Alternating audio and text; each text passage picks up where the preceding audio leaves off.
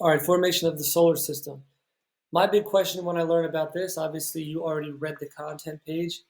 How the heck can we go from a nebula, a big cloud of gas and dust, and turn into this thing, a flat solar system, right? How come the solar system isn't like the sun in the middle and planets orbiting in all kinds of crazy directions? I mean, we exist in 3 dimensions. How come it's flat? So in order to understand this, we need two things. One, you know a lot about gravity, and two, we need angular momentum.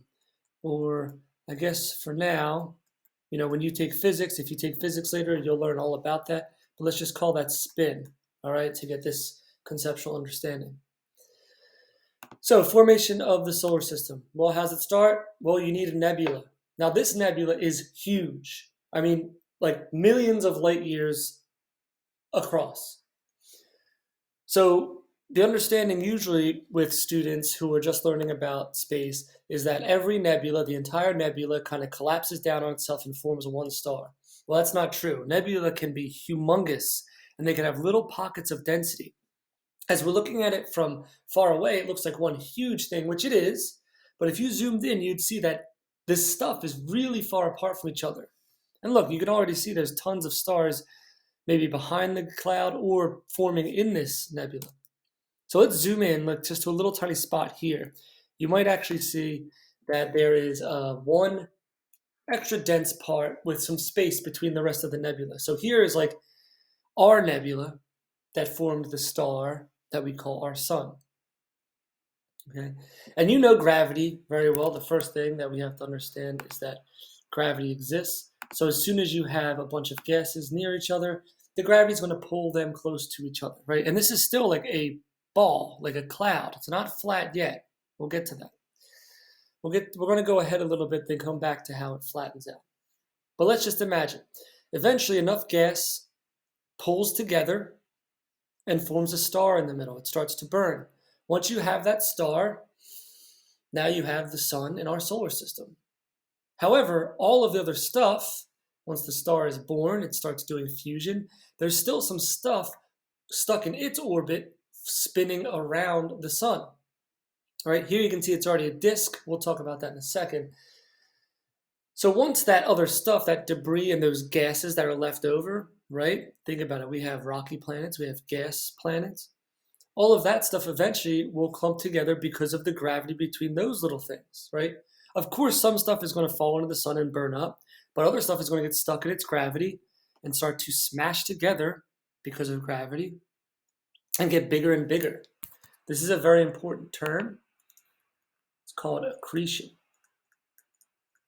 That's when things smash together and kind of build up over time, just like this little video here, this little clip.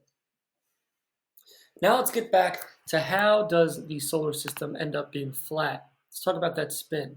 Notice, this is a good visual. What's happening as this one piece of space debris, this rock, is getting hit by other little rocks? Number one, it's growing, right? Eventually it's going to grow into a protoplanet and then a planet. However, also look, when it gets hit, it starts spinning. Another thing hits it. It spins in another direction, another direction. Eventually, all the gravity is going to pull all of the little debris together till there's none left, and there will be a final spin, right? That also happens in the nebula. When the gas comes together and forms the sun, there is eventually a net spin, right? If you add up all of the different gases and their different amounts of gravity making that cloud spin, that star spin, there's going to eventually be a certain spin, right? An ending spin in some direction. Now, what's crazy, though, is that this spin actually will get stronger as the gas cloud, or I should say the nebula, starts to shrink as gravity pulls it together. Now, why is that, Mr. Pillow? Well, check this out. You've seen ice skaters, right? As they spin, watch the starting spin momentum. It's a pretty good spin, kind of slow, but as the skater pulls the arms and legs in, the spin gets faster. Let's watch it again. This is called the conservation of angular momentum. You can learn about it in physics class, but I just want you to see it. The tighter all the matter gets together, the spin that it started with will get stronger or faster. Now that spin's very important because it's going to help us get to this disk shape. So let's check this out. All right. The crazy thing is, as you know from looking at planetary orbits, this is a simulation. Let me turn it down. Whatever spin that, I guess I'll show it to you like this first. Whatever spin that the sun in the middle has from all of those different gases, as the nebula collapsed, let's say the sun, our sun has a spin going this way, rotating this way. And it's spinning on this axis, kind of like a top, right? You can imagine it spinning. Well, what's going to happen is that anything that happens to be near the middle, we call this the equatorial line, all of that stuff is kind of going to get whipped around by the spin of the star, and it's going to get pulled towards the planet, but it's also going to get whipped around. And so it's kind of dragging behind the spin. It's getting pulled towards, but it's also getting pulled around by the different direction of the gravity pulling it with the spin. Now, anything above or below is going to fall right into the star, right? Or it's going to fall into the disk that's forming around the star. So at the beginning, when the star is spinning, it is like a cloud of gas, but things are going to fall in from the top and bottom because there's no angular momentum pulling it around this way, right? And then everything else is going to get stuck spinning around, dragging. So what you end up with is all the stuff that's above or below kind of falls in line into the sun or into this disk, and everything else kind of gets pulled around. Check out this simulation.